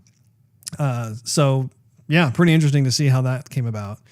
This film has been in development. No, I already said that. Excuse me. Let me scroll down here in my notes. Say something else interesting. Okay. Something else interesting. Every design decision made for Themyscira, which is the capital city that serves as the Amazon people's government and place of origin for Wonder Woman, came down to the director, Patty Jenkins, and designer Lindy Hemming. And they asked, how would women want to live that's badass? Hemming crafted a look to show off the Amazon's ripped shoulders and toned legs, emphasized by wrist braces and heel sandals, because Jenkins explained, as a woman, I want Wonder Woman to fight and look great at the same time. In my opinion, this means she has really long legs. Oh, there you go. The long leg thing. There were several campaigns and arrangements for the first live action Wonder Woman, who was Linda Carter. She was the one from the TV series and stuff, to have a cameo appearance in this film, but they were unable to manage it due to her schedule of singing for Cabaret. Which I'm like, if I'm Linda, I'm like, I'll take that cameo. Like, I'm a little confused by that one, but fire that manager. Producer Zack Snyder actually has a cameo in this film as a Wonder War. Sorry, there's a lot of W words here. He has a cameo in Wonder Woman as a World War I soldier, and I didn't see him. So next time I see the film, I'll have to keep an eye out. But I imagine he's got to be in the trenches in that trench scene. Yeah. Patty Jenkins is the first woman to direct a superhero film with a female protagonist. I would figure that'd be true, Russ. Mm-hmm. This one is actually quite interesting. Oh? The film was banned in Lebanon. I heard about that, because its star Gal Gadot is Israeli and served in the military, and Lebanon is officially at war with Israel. That is so funny. Yeah. Can we all put our guns down and just have some entertainment for once? Yeah, put down the guns and pick up some popcorn. Let's go watch a movie. I mean, it's their loss, Russ. Oh, yes, it is. I feel very peaceful watching the movie. Ticket selling site Fandango reported that Wonder Woman rounded the final leg of its marketing campaign as the most anticipated blockbuster of summer 2017, according to a poll conducted by 10,000 voters, the biggest survey in company history. Wow. Separately, Fandango also found that 92% of people surveyed said that they are looking forward to see a film that features a standalone female superhero, and 87% wished Hollywood would make more female-led superhero films. So I thought that was pretty cool, considering the fact that I do believe they have now got a proper entry into that whole void, if you will. Although I would say, even though she's not star of the movie, Scarlett Johansson and what's it, Black Widow? Mm-hmm. I mean, it's obviously not a Black Widow movie, but I mean, she's definitely a character that keeps on coming back as a strong female force to be reckoned with. Yeah, I think they're talking about just the fact that having like the main character. Right, right. For the Japanese dub of the film, Wonder Woman is voiced by Kotono Mitsuishi, best known as the voice of Sailor Moon, which yeah, I mean, we both know Sailor. Yeah. Like Wonder Woman, Sailor Moon is a princess heroine of divine heritage and based on Greco-Roman mythology. So I was like, oh, how appropriate is that? I'd like to see the interview with her. Mm-hmm. See how she answers some of those, or see what she says to doing that. That I think I'm going to have to YouTube that. Hopefully it's out. Let's see here. Director Patty Jenkins shares a birthday with the original Wonder Woman actress Linda Carter, which is July 24th. No, I'm telling you, all the stars were in alignment for this. It was meant to be. Let's see here. The film wrapped on May 3rd, 2016, which is the same day Wonder Woman creator William Moulton Marston was born. Wow. Once again, I mean, there are parallels here where I'm just like, dude, how about them apples? The filmmakers cite the superhero films Superman of 1978 and Batman Begins of 2005, the Indiana Jones retro adventure films, the wartime film Casablanca, which was from 1942, and the Disney adventure film The Little Mermaid as influences for this film. So I thought that was an interesting blender, if you will, of different films, which I could see. I could see the Superman, I could see the Batman, Indiana Jones a little bit. Yeah, I could see that in there. Casablanca, especially considering it was in the 40s. You know, they of course were taking place in the 20s. But The Little Mermaid I thought was interesting, which I could kind of see. I would need to give that a bit more thought. But Little Mermaid, Ariel, of course, was a very independent girl. And she was all about, trying to see what was beyond her realm, her little underwater island, if you will. Underwater oasis. Yeah, exactly. Eva Green was considered for the role of Wonder Woman. I can see it. And later for the role of Dr. Poison. Man. Yeah. Okay. So this one is something I wanted to just touch on really quick. So did I ever tell you I met Eva Green? Yes, you did. Okay. Oh, man. She is one of my favorite actresses. She has, once again, she's beautiful and she's got that like acting chop thing down and she's got lots of complexity. She's got that very inner strength that Wonder Woman is, known for. She has the eyes. Like she has that. Yes. I'm hiding something and you don't know what my motive is. Look. Mm-hmm. But what was interesting was that like the fact that she was considered for both roles, both Wonder Woman and Dr. Poison, I was like, she could have done either. Like I would be curious to see how she could pull off. Cause like, I don't know if you ever saw the 300 sequel. Of course, Russ. Well, I don't know. I saw it with you. You saw it with, man. And apparently I blocked that from my memory. She was also in Casino Royale. I loved her in Casino Royale. In fact, when I met her, I told her, I was like, by the way, you in Casino Royale. I did. I told her, I shook her hand and I was just like, by the way, I thought you were absolutely fantastic in Casino Royale and everything. And she was just like, oh, thank you. You and the rest of the 500 guys I just shook. Exactly. Next. Oh, where would I wash my hands after this? This is gross. Purell. Anybody? I need some Purell. Yeah. Anyway, I thought that was pretty cool. I would have, having said that, I do really love who they cast for those two roles. But if those women were not available, I think that Eva Green could have been for sure a very nice fill-in for that. Despite being a part of the DC Extended Universe and not connected to Christopher Nolan's Dark Knight trilogy, that trilogy shares a costume designer with this film, Lindy Hemming, which I mentioned to you before we started recording.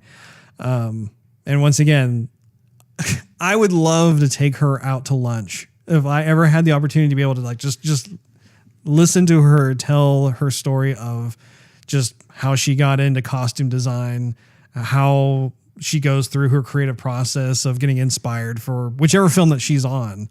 Lunch or tea and crumpets?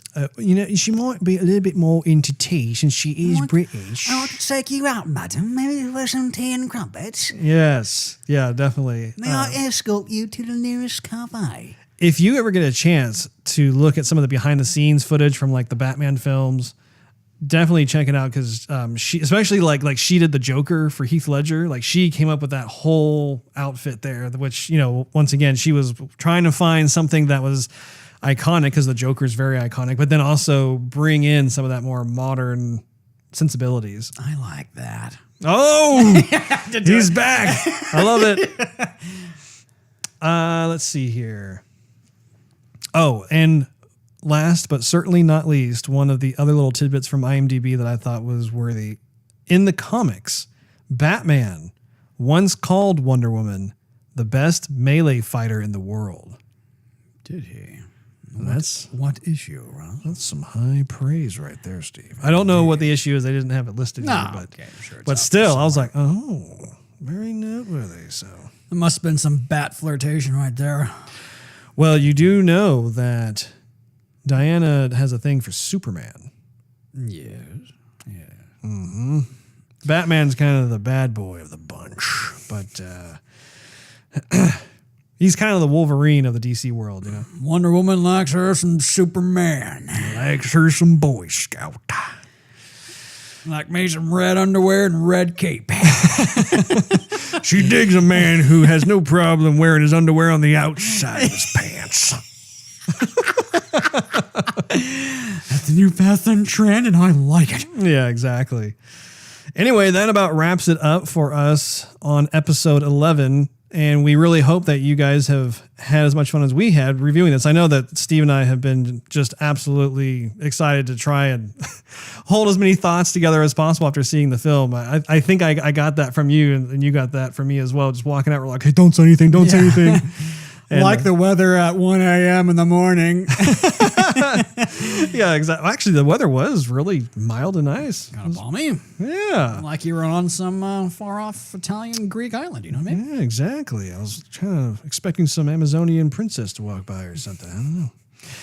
Anyway, if you have any questions, comments, or something saucy you'd like to say, you can go ahead and spout off to us on our Twitter page at Joygasm TV. You can find us on Facebook.com/Joygasm TV.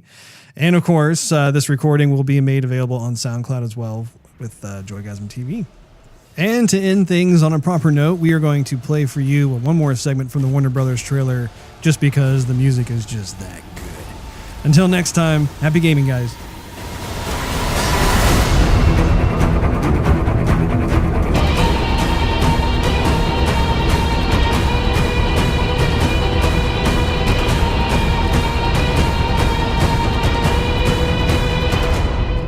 Candy.